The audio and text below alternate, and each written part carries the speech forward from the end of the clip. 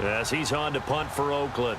A short game that doesn't get them the first down brings up a 4th down situation. Really nice job defensively. They knew where the sticks were. They got the stop before it. His first punt, 48 yards. This one looks equally as good. Russell Wilson now gears up to lead the offense again.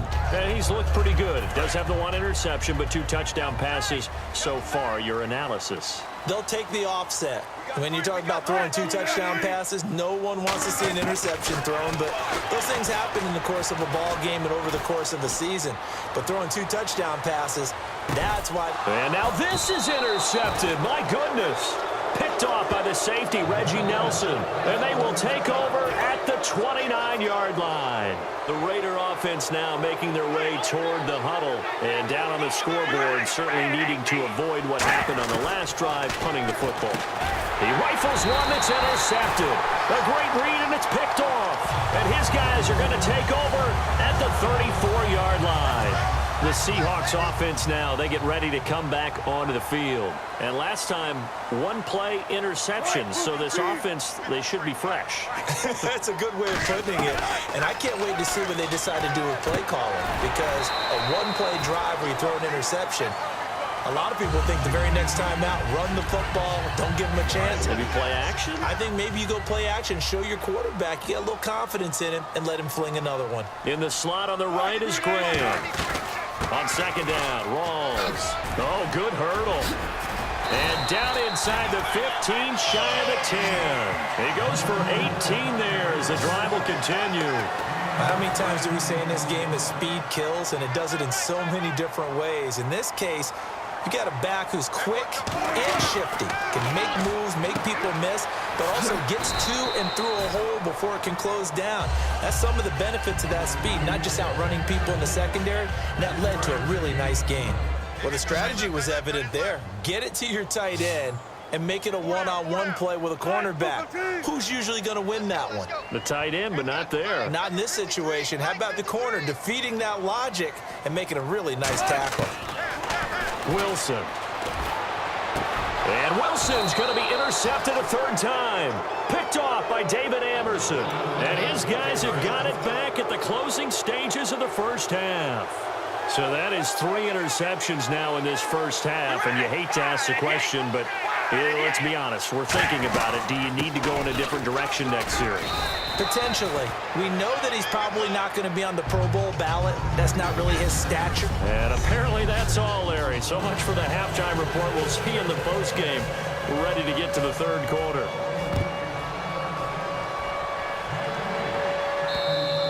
And this will be a touchback as that sails over the end line. And Seattle now ready to march out of the field. They built a good first half lead. Now they have a chance to add on to it. And what I'm thinking is that the offensive staff spent the entire halftime just working with them on, here's what we think they're going to do to attack us in the second half. Nice first half that we've had, guys, but be prepared for some change-ups. We're going to see them when we kick it off in the second half. See how they handle any adjustments that might be made defensively. But depending on the team, they call that an explosive play or a chunk play, the one that they got on the previous one. They tried to go back and get another one, didn't they? They did, but unsuccessful on that second attempt. And that will be caught, but out of bounds. Out of bounds, ruled incomplete here.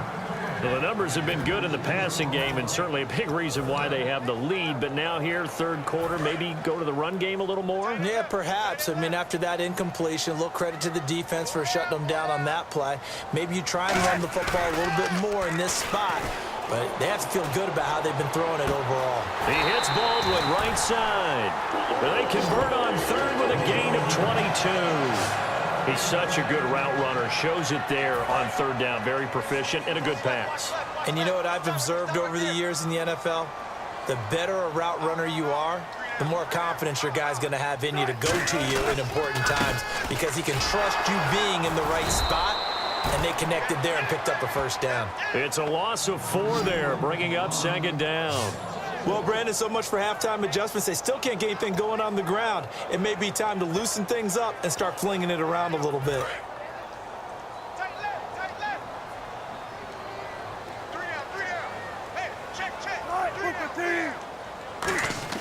On second down, here's Wilson.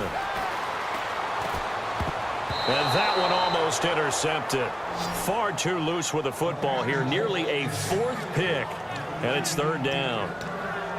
While an incomplete pass certainly doesn't look like a good play, for the guy throwing it today, as many interceptions he's thrown, he's got to feel a sigh of relief that the ball actually hit the ground and didn't go in the other direction. Now the fourth-year man from Texas A&M, Christian Michael, calling no gain there, and it leads to a fourth down. One of the things I love about this game is there's a match of wits throughout the game. Who's going to get the advantage? Who's going to catch someone off guard? I feel like the offense thought they might catch the defense off balance with that play call, but unfortunately, that didn't work for them. And how about this, a fake? And a quick throw here, that's complete. 6 yards on the pickup. Anytime a fake doesn't work, we usually focus our attention on the guys that were unsuccessful. But how about the defensive guys? They have to plan all week. They have to prepare all week. Special teams, it looked like they were educated for that one. Educated on their toes and getting a big stop. And this will be incomplete. He was trying to get it to Andre Holmes that time. That'll bring up second down.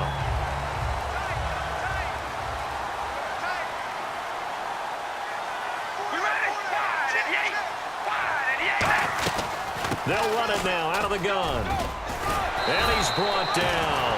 And give him 14 yards that time and a fresh set of downs. Whenever we meet with coaches and they always talk about wanting to establish running the football, it's oftentimes with a good tight end who can control the line of scrimmage and the point of attack, and they're becoming harder to find because the colleges are giving us a whole lot of receiving tight ends, former wide receivers who can run, not necessarily block very well. In this case, though, we saw two tight ends on the field, both of them with the ability to block, and he ran the ball successfully behind that power set.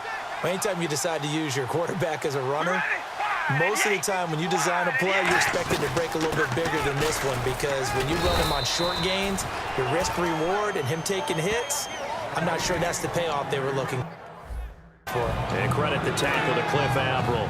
Got to get to the 26 for a first. This is third down. Throwing his car on third down. Now they set up the screen. That's complete. And he'll work it inside the 30 to the 29-yard line. A short gain there of just 4, and that'll bring up a fourth down. They dialed up the screen pass on third down, and for a second it looked like it was all going to come together, and they had a chance to pick up a first down, but the defense got there and finished it off. And this one is right down the middle. And they will get themselves on the board here at 14-3. So a good drive there to begin quarter number 3, but they're only able to shave 3 points off that lead. And now you put the pressure on your defense, who didn't particularly play all that well in the first half. But they're going to need to step it up here and make some plays if these guys are going to have any chance.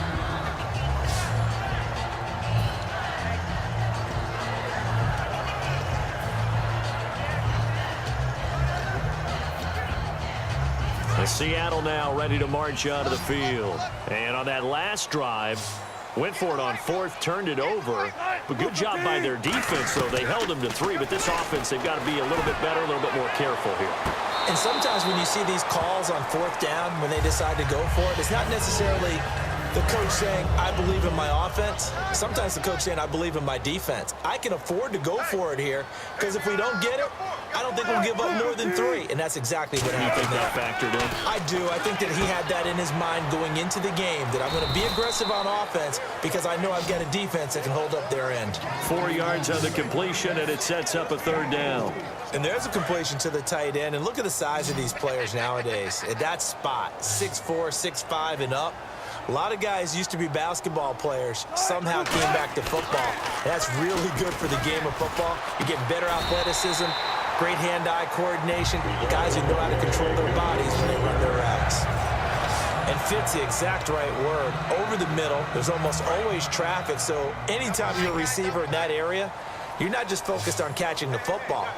You're wondering where the collision's going to come from, right? Because there's almost always someone there able to concentrate, catch it, and even added a little extra at the end with a short run. The intended target, Doug Baldwin, and that'll bring up second down.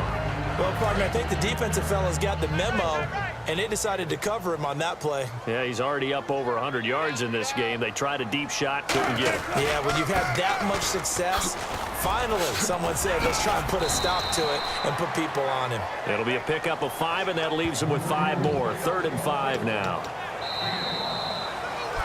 Back now in Seattle, Washington. It's the Seahawks with the possession. They also have the lead here as we get set for the 4th and final quarter.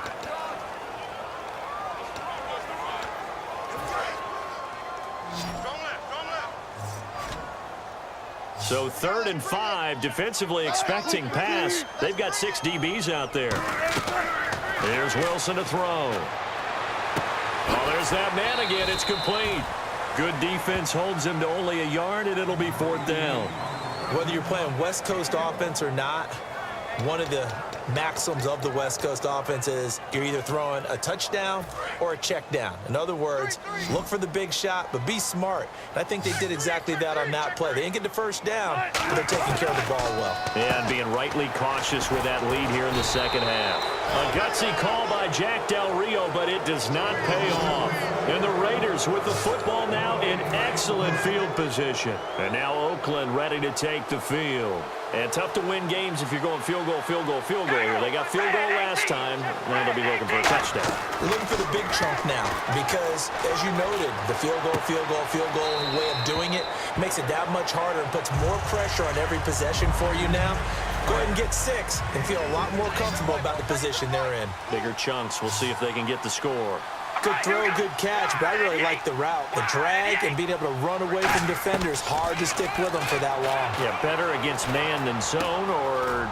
Better against man, because now you're running away from someone and you're not running into a defensive player in another zone. 3rd down now following the completed pass. In recent years, the slot receivers really gained stature in the NFL because they can do so many things. Yes, they can line up wide like your normal wide receiver, but to have that kind of courage and toughness to run routes in the middle of the field and become dependable targets for their quarterbacks and move the sticks, those guys are worth their weight in gold. And a 2-score game, obviously, every play, every 3rd down, like we saw there, magnified, big pickup. It was a huge pickup. What they really want, though, is to not even get to 3rd down. They've got to maximize time and conserve as much as possible. And now the ball's out. Carr lost it. Fumble. And they're going to set up shop at the 27-yard line. Brandon, I don't want to violate any of our broadcasting rules by declaring a game over before it's over. But that one, that puts them in real jeopardy there. Absolutely. It was a 2-possession game. It is a 2-possession game at this stage in the 4th. They needed points out of that drive. And obviously now, no chance at all to get those points that they so desperately needed. He was looking for Thomas Rawls there, and that'll bring up 2nd down. Looking to jam the receivers at the line here. Press coverage look defensively. And there's a good opportunity that just went awry there. A drop pass. I guess that's why they call them running backs and not catching backs. And Graham's got it over the middle.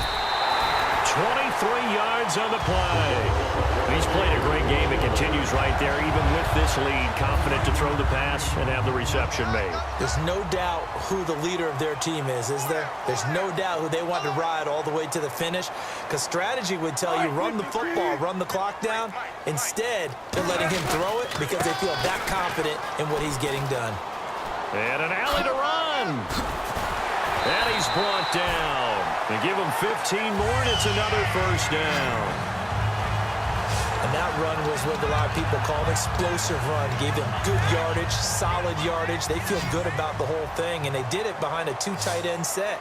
It's always interesting to watch what offenses want to do with the 2 tight ends. Sometimes they line them up together for a power set. Sometimes they put one on each side of the line of scrimmage to balance things out. No matter what, though, when you see 2 tight ends on the field, your first thought is to think of run. In this case, the offense was able to run successfully. Time for a break.